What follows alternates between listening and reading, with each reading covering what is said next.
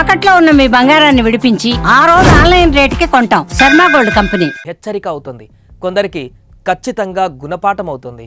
బిందు జనవరి 12వ తేదీన హైదరాబాద్ సమీపంలోని Puppalaguda stone crusher దగ్గర డెడ్ బాడీగా తేలింది. శవాన్ని చూసినప్పుడు ఆమె ఒంటిపై దుస్తువులేం లేవు. ఖచ్చితంగా ఇది రేప్ అండ్ మర్డర్ అనుకున్నారు. బిందు శవానికి 60 మీటర్ల దూరంలో మరో పురుషుడి డెడ్ బాడీ దొరికింది. అతని పేరు అంకిత్ సాకేత్. కత్తితో పొడిచి బండరాయితో తలను ఛిద్రం చేశారు. పండగ పూట పతంగి ఎగరేసేందుకు వెళ్లిన కుర్రాళ్ళు చూసి పోలీసులకు సమాచారం ఇస్తే ఈ విషయం వెలుగులోకి వచ్చింది. అసలు హత్యకు గురైన ఈ ఇద్దరు ఎవరు, హంతకులు ఎవరు అని ఆరా తీసిన పోలీసులు షాకింగ్ విషయాలు బయటపెట్టారు. బిందుది ఛత్తీస్గఢ్, ఇద్దరు పిల్లల తల్లి. భర్తతో ఎల్బీ నగర్లో ఉండేది.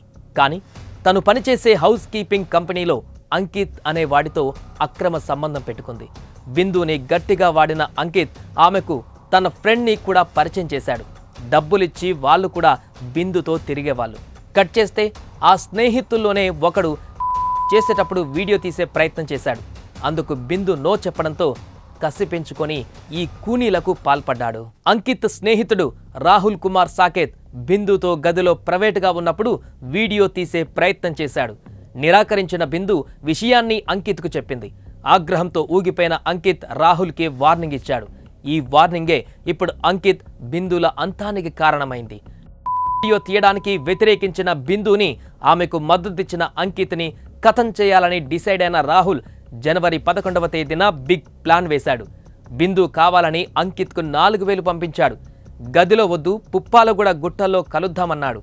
అంకిత్ ఓకే చెప్పడంతో అసలు ప్లాన్కు తెరలేపాడు. బిందు వచ్చింది. అంకిత్, రాహుల్తో పాటు మరో 2 వ్యక్తులు రాజ్ కుమార్, సకేంద్ర కుమార్ కూడా వచ్చారు. 5గురు కలిసి పుప్పాలగూడ క్రషర్ ఏరియాకు ఆటోలో వెళ్లారు. బిందుకి ఏం చెప్పారంటే ఒకరి తర్వాత ఒకరు నీతో ఉంటారు అని. కానీ రాహుల్ వేసిన ప్లాన్ ఏంటి అంటే బిందుని, అంకిత్ని చంపేయాలని. అనుకున్నది అనుకున్నట్టే చేసేశారు. గుట్టలోకి వచ్చిన బిందుతో ముందు సుకేంద్ర వెళ్లాడు. వాళ్ళిద్దరూ వెళ్లడంతోనే రాహుల్, రాజ్ కుమార్ అంకిత్ని రౌండప్ చేశారు. కత్తితో అతని కడుపులో పొడిచి తరువాత బండరాయితో అతని తలను ఛిద్రం చేశారు. ఆ తర్వాత బిందు దగ్గరకు వెళ్లారు. అప్పటికే సుకేంద్ర ఆమెతో ఏకాంతంగా ఉన్నాడు. సరిగ్గా అదే టైంలో ఆమె తలపైన బండరాయితో మోదారు. బిందు కూడా అక్కడే చనిపోయింది.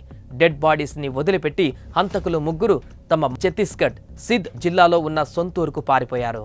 హంతకులు ఎంత మూర్ఖులంటే తెలంగాణలో హత్య చేసి ఛత్తీస్గఢ్ పోలీసులు తమను పట్టుకోలేరు అనుకున్నారు. కానీ క్లూస్తో సహా అన్నిటినీ వెలికి తీసిన సైబరాబాద్ పోలీసులు 3 నిందితులను బేడీలు వేసి మరీ తీసుకువచ్చారు. సరే, ఈ స్టోరీలో మరి తప్పెవరిది? చాలామందికి కోపం రావచ్చు, కానీ తప్పు దారి తప్పిన బిందుదే.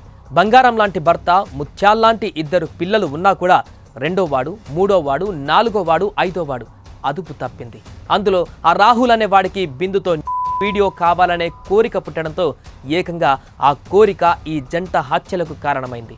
అందుకే ఫీలింగ్స్ వచ్చినప్పుడల్లా ఒకరితో రిలేషన్షిప్ పెట్టుకుంటే జీవితం ఇలాగే నాశనం అవుతుంది. మరి మీరేమంటారు? తప్పైనా ఒప్పైనా ఈ వీడియో కింద కామెంట్ చేయండి.